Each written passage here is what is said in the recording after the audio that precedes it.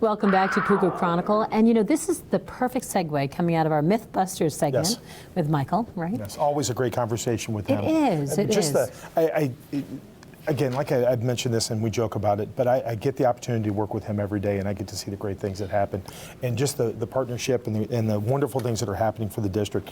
But as you can tell, the passion that that our team brings to the table, not just Michael, not just Nikki, not just our social workers. Absolutely. But hopefully it translates that everybody that we've placed in front is passionate about kids and passionate about Kearsarge. Yep, it's very true. It really is. Yeah. And we're so grateful for that. Oh, never. Really, so grateful. And you can't, I don't think people fully understand how much of a big deal that is, because not every school district has the depth of quality people. It's true, and I can't say it enough. That deliberative session, just seeing the turnout, was wonderful. Yes. Regardless. Now, that brings me to the question that I received, which is really something we've been discussing a lot. Yes. But this question was concerning how will we see the outcome of that deliberative session represented on the March ballot? What are some of the initiatives and the, So deliberative session basically dealt with five warrant items.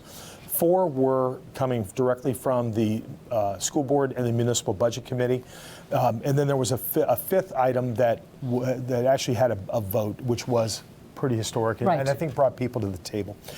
The first item is always the general budget, and that's one of the things that we'll see in March is that piece. That was a 1.96% increase overall, and what people will see on their ballots, they'll see the municipal budget committee's budget and the school board budget, and this year, which is not always the case, but this year both of those numbers are the same. The second item is the collective bargaining agreement. Every 3 years we get with the KREA, which was on our first episode. That's right. And so we have to negotiate with them on the next 3-year bargaining agreement on salaries and benefits.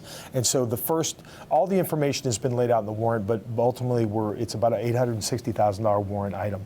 So together with those two pieces combined, we're looking at a 3.54% increase on the budget. Okay. So our average has been 3.9 over the last 10 years, but also understand that 2 years ago we were over 5, and 3 years ago we were over 7. So that lifts that number. So we're kind of in that ballpark. So those are those two items that have direct impact. And the warrant item for the CBA is an up or down vote. The public can vote whether they accept it or not. Obviously, we wouldn't put it on the warrant. It's been endorsed by the Municipal Budget Committee unanimously and the school board unanimously. And we always want to make sure that we're recruiting and retaining our best and brightest talent to work with our kids. The third and fourth items are trust items. And so as you look at that, one is for capital improvements, and the others for roofing replacement and repair. Understand that both of those trust items years ago, they are basically savings accounts that are for specific uses. The district set a target amount for both of those items, and we have not hit either of those targets yet. So what it is it would be $100,000 going into each of those.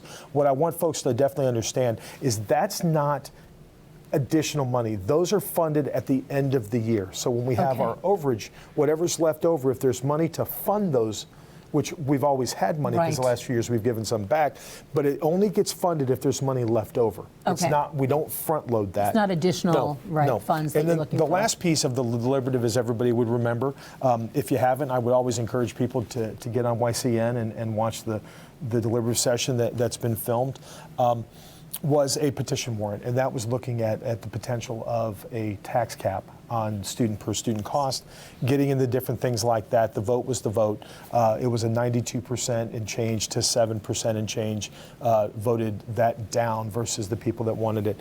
But that will not go on the budget, on the ballot in March. We won't see that again. Because of the deliberative session. Because of the deliberative session. And part of that is the fact that if you really are interested, I would encourage people that have an interest to jump on the school website under district, and you can see the charter in the articles of incorporation that we've done.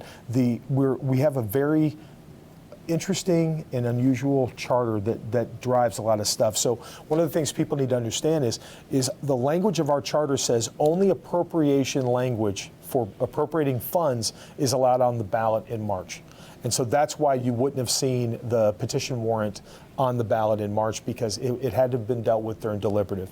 And so if it had been voted up, it still wouldn't have shown up on the session. It would have just been basically enacted. So we've got those. There will be 4 items for the school district specifically on the ballot in March. It'll be the 2 budget items and then the 2 trust items. 2 trust And items, those will be what the public will go for. Now, a couple things we need to keep in mind, that we can watch that whole deliberative session here on YCN.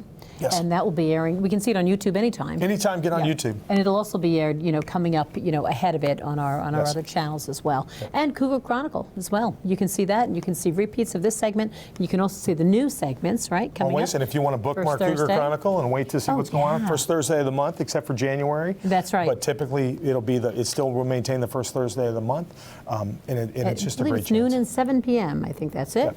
if I remember correctly. If you remember correctly. Yeah, If you- who knows? Anything's possible. You show know up. it. We're going to show up on your TV eventually. Yeah, right. We will be there. And listen, one last note. Please attend school board meetings, NBC meetings. You can do it the way I do it, online. Yes. I do it through Zoom. One of the great things that came out of COVID, which I know people argue that not a lot of did, but I one know. of the things is that all of our meetings they're well noticed ahead of time, so you can get on the school website and you Right. can see what Yes. the agenda is, and then from the comfort of your home, if you on a Thursday night you want to come out it's and you're too bored, chilly, come right. on out to the Exactly. Kearsarge Professional Development Center for the board meeting twice a month, or you can do it via Zoom, and so for the comfort of your home, and also want people to understand that they can ask questions from home too.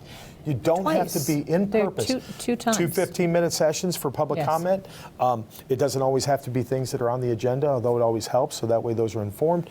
If we have concerns or they need more clarification, always contact my office, because it's the public's right to have that information. And what legally we can tell people, we're going to tell people. That's right. That's right. Well, and thank you so much for all you do. Oh, I appreciate it. We're grateful. So and much we're- fun. Yeah, Wouldn't- it is wouldn't- fun. Don't want to do anything else anywhere else. Well, that's clear. That's very clear. And we're grateful to you for joining us and for enjoying our new show, Cougar Chronicle. Oh my God, It's been a delight. it goes fast. But Yes. we're so glad to have you, and we look forward to seeing you again.